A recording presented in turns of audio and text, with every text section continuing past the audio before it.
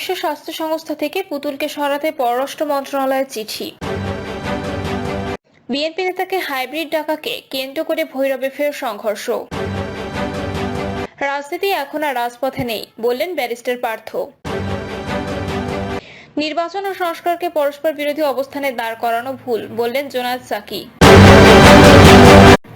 এবং সর্বশেষ জানাবো, মুক্তির অপেক্ষায় 90 ফিলিস্তিনি, জানা গেল যত অজানা তথ্য।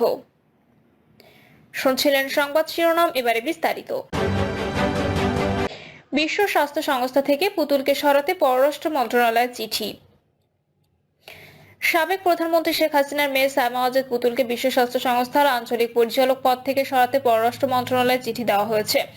দুর্নীতি দমন কমিশন থেকে এই চিঠি পাঠানো হয়েছে বলে দুদক সূত্র নিশ্চিত করেছে। রবিবার এক ব্রিফিং এ সাংবাদিকদের এক প্রশ্নের জবাবে দুদকের মহাপরিচালক মোহাম্মদ আক্তার হোসেন বলেন, সায়মা ওয়াজেদ পুতুলের দক্ষিণ পূর্ব এশিয়ার আঞ্চলিক পরিচালক হওয়ার যোগ্যতা না থাকা সত্ত্বেও WHO এর আঞ্চলিক পরিচালক পদে বসাতে সাবেক প্রধানমন্ত্রী শেখ হাসিনা তার নিজের ক্ষমতাকে অনৈতিকভাবে ব্যবহার করেছে। এই অভিযোগের প্রাথমিক তথ্য যাচাই শেষে এখন অনুসন্ধান চলছে। গত 15 জানুয়ারি সায়মা ওয়াজেদ পুতুলের এই বিষয়টি অনুসন্ধানের সিদ্ধান্ত নেয় দুদক।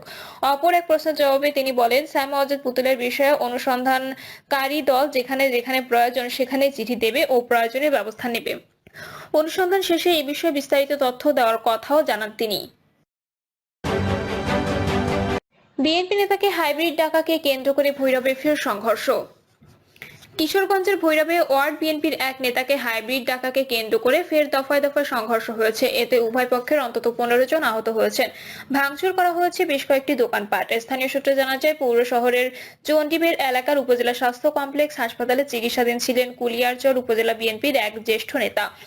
শনিবার দুপুরে তাকে শুভেচ্ছা জানাতে চন্ডিবের এলাকার বিএনপি নেতাকর্মীরা লোকজন নিয়ে জড়ো হয়। এ সময় 9 নম্বর ওয়ার্ড বিএনপি যুবদল সভাপতি আক্তার মিয়ার পক্ষের লোকজন ও পৌর শহরের 9 নম্বর ওয়ার্ড বিএনপির সাবেক সভাপতি আকবর মিয়ার ছেলে ওয়ার্ড যুবদল নেতা শফিকুল ইসলামের লোকজনের মধ্যে কথা কাটাকাটি হয়। এক পর্যায়ে শফিকুল ইসলামকে হাইব্রিড নেতা ডাকাকে কেন্দ্র করে দুপক্ষের লোকজনের মধ্যে সংঘর্ষের ঘটনা ঘটে। এ সময় গুরুতর আহত হন যুবদল নেতা শফিকুল ইসলাম সহ বেশ কয়েকজন নেতা। খবর পেয়ে থানা পুলিশ ও বিএনপি নেতারা ঘটনাস্থলে গিয়ে সংঘর্ষ নিয়ন্ত্রণে আনেন। আজ বিকেলের দিকে উভয় পক্ষ আবারও সংঘর্ষে জড়িয়ে পড়ে। খবর পেয়ে পুলিশ ও সেনা সদস্যরা ঘটনাস্থলে আসেন। রাজনীতি এখন আর রাজপথে নেই, বললেন ব্যারিস্টার পার্থ। বাংলাদেশ জাতীয় পার্টির চেয়ারম্যান ব্যারিস্টার আন্দালিব রহমান পার্থ বলেছেন, রাজনীতি এখন আর রাজপথে নেই, রাজনীতি 4 দেয়ালের মধ্যে ঢুকে গেছে। হাইকমান্ড থেকে নির্ধারণ হয় কে নেতা হবে। ব্যারিস্টার পার্থ বলেন, সত্যি কথা বলতে অভিযোগ করে লাভ নেই। রাজনীতি যখন যে ধরনের শেপ নেবে সেটার সঙ্গে আমাদের খাপ খাওয়াতে হবে। আজ থেকে 10 বছর পরে রাজনীতি অন্য শেপ নেবে। রাজনীতিতে অভূতপূর্ব পরিবর্তন উল্লেখ করে তিনি বলেন, এখন রাজনীতি হলো ফেসবুকে আন্দোলন হয়। কারণ রাজনৈতিক নেতারা মাঠে বক্তব্য দেবে, সেখানে 5,000 মানুষ শুনবে বা দেখবে, কিন্তু অন্য নেতারা ফেসবুকে বক্তব্য দেবেন, এতে 50 লাখ মানুষ দেখবে। এখন যদি কোনো নেতা ফেসবুক না চালিয়ে ঘরে বসে ভাব ধরে বসে থাকেন, এর মানে এ যুগের থেকে বাইরে চলে যাচ্ছেন এবং রাজনীতি থেকে দূরে সরে যাচ্ছেন। ব্যারিস্টার পার্থ বলেন, আমার রাজনৈতিক আদর্শ হলো ভালোভাবে কাজ করব, সততার সঙ্গে কাজ করব। রাজনৈতিক আদর্শ যদি কাউকে মনে করতে হয়, তাহলে আমার আদর্শ হযরত মুহাম্মদ, ওনার চেয়ে আর কেউ বড় রাজনীতিবিদ নেই। নির্বাচন ও সংস্কারকে পরস্পর বিরোধী অবস্থানে দাঁড় করানো ভুল, বললেন জোনায়েদ সাকি। গণসংহতি আন্দোলনের প্রধান সমন্বয়ক জোনায়েদ সাকি বলেছেন, সব সংস্কার নির্বাচনের আগে সম্ভব নয়। সংবিধানের মৌলিক কাঠামোগত সংস্কার করতে হলে নির্বাচিত প্রতিনিধি লাগবে। নির্বাচনের জন্য যেমন সংস্কার দরকার, তেমনি সংস্কারের জন্য নির্বাচন দরকার। যারা নির্বাচন ও সংস্কারকে পরস্পর বিরোধী অবস্থানে দাঁড় করাচ্ছেন তারা ভুল করেছেন। নির্বাচন ও সংস্কার একই বিষয়। গণসংহতি আন্দোলনের প্রধান সমন্বয়ক বলেন, আন্দোলনের মাধ্যমে একটা নতুন যাত্রা এসেছে, এই যাত্রা সফল করতে হবে। আমরা যেন ব্যর্থ না হই। আমরা একটা সরকারের পতন করেছি, সে সরকারটা ফ্যাসিস্ট ছিল। জোনায়েদ সাকি বলেন, আমার একটা সরকারের পতন ঘটিয়েছি, যে সরকার একটা ফ্যাসিস্ট সরকার জারি করতে চেয়েছিল, অনেকটা সক্ষম হয়েছিল। গুম খুম, অত্যাচার, নির্বিচার হত্যাকাণ্ড, বিরোধী মত দমন, নানাভাবে বিভাজন সৃষ্টি, নিষিদ্ধ করা, এই সবগুলো তার অস্ত্র। 17 বছর আওয়ামী লীগ তাদের নিজেদের সমস্ত অপরাধ সেগুলোকে তারা বুঝে দিতে চেয়েছে, বাকি সবার অপরাধকে তারা খুঁজে বের করেছে। আমরা কি শুধু আওয়ামী লীগের অপরাধ খুঁজে খুঁজে বের করব? বাকিদের কোনো অপরাধ নেই? ন্যায় বিচার ছাড়া কোনো দেশ এগোতে পারে না। গণসংহতি আন্দোলনের প্রধান সমন্বয়ক বলেন, ক্ষমতার অপব্যবহার শুধু গত 15 বছর হয়েছে তা নয়, আগে হয়েছে, সেটা স্বীকার করতে হবে। অভ্যুত্থান হয়েছে, আমাদের সন্তানরা জীবন দিয়েছে, যারা অভ্যুত্থানের শক্তি তারা নিজেরাও যেন বদলায়। গত 5 মাসে যা দেখছি, ক্ষমতার প্রতিদ্বন্দ্বিতা হবে গণতন্ত্রের মধ্য দিয়ে। ক্ষমতা প্রতিযোগিতা জনগণের সম্মতি, জনগণের ভালোবাসা নিয়ে আপনাকে অর্জন করতে হবে। আগেভাগে সব দখল করে নিতে চাইছেন, সেটা কোনো ক্ষমতার প্রতিযোগিতা না। আপনারা একই পথে হাঁটছেন, এসব ফ্যাসিবাদের বদলে গণতন্ত্রের পথে যেতে পারবো কিনা সেই প্রশ্ন জাগাচ্ছে। জোনায়েদ সাকি আরো বলেন, এই অভ্যুত্থানে সকলের মধ্য দিয়ে হয়েছে। ছাত্রদের অগ্রণী ভূমিকা আমরা স্বীকার করি।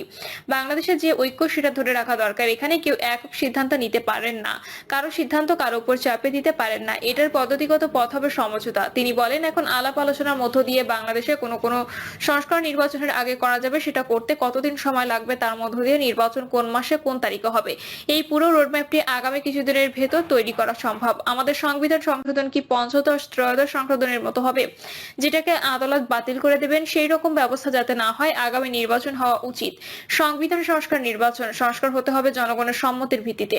সেই জায়গায় আগামী নির্বাচন হওয়া দরকার। মুক্তির অপেক্ষায় 90 ফিলিস্তিনি, জানা গেল যত অজানা তথ্য। দীর্ঘ 15 মাসের ইসরায়েলি আগ্রাসনের পর অবশেষে গাজায় কার্যকর হয়েছে যুদ্ধবিরতি। স্থানীয় সময় বেলা 11:15টায় যুদ্ধবিরতি কার্যকর হয়। যুদ্ধবিরতি চুক্তির অংশ হিসেবে এদিন 3 নারী জিম্মিকে মুক্তি দিয়েছে ফিলিস্তিনের স্বাধীনতাকামী সংগঠন হামাস। তাদেরকে স্থানীয় সময় সন্ধ্যায় মুক্তি দেওয়া হয় বলে নিশ্চিত করেছে ইসরায়েলি প্রধানমন্ত্রীর কার্যালয়। এদিকে হামাসের হাতে থাকা 3 বন্দীর মুক্তির বিনিময়ে 90 জন ফিলিস্তিনি বন্দী মুক্তি পেতে যাচ্ছেন, যাদের মধ্যে 69 জন নারী বলে জানিয়েছেন বার্তা সংস্থা এপি। এদের মধ্যে সর্বকনিষ্ঠ বন্দী হলেন মাহমুদ আলী ওয়াত নামে 15 বছরের এক কিশোরী।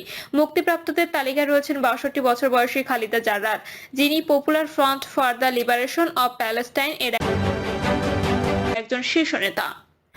নিউ ইয়র্ক ভিত্তিক হিউম্যান রাইটস ওয়াচ জানিয়েছে, তার বারবার গ্রেপ্তার হওয়াটা অহিংস রাজনৈতিক বিরোধিতার উপর ইসরায়েলের দমননীতির অংশ। এছাড়াও মুক্তি পেতে যাচ্ছেন জালাল খাশিব নামে 53 বছর বয়সী এক নারী, যিনি প্রয়াত হামাস নেতা সালেহ আরৌরির বোন। সালেহ আরৌরি 2024 সালের জানুয়ারিতে বৈরুতে দক্ষিণাঞ্চলের একটি এলাকায় ইসরায়েলি হামলায় নিহত হন। মুক্তিপ্রাপ্তদের তালিকায় আরো রয়েছে 68 বছর বয়সী আবলা আবদেল রাসুল, তিনি পিএফএলপি নেতা আহমদ আহমদ সাদাতের বিরুদ্ধে 2001 সালে ইসরায়েলের পর্যটন মন্ত্রী রেহাভাম জেভির হত্যাকাণ্ডের নির্দেশদাতা হিসেবে অভিযোগ আনা হয় এবং তিনি 30 বছর ধরে সাজা খাটছেন।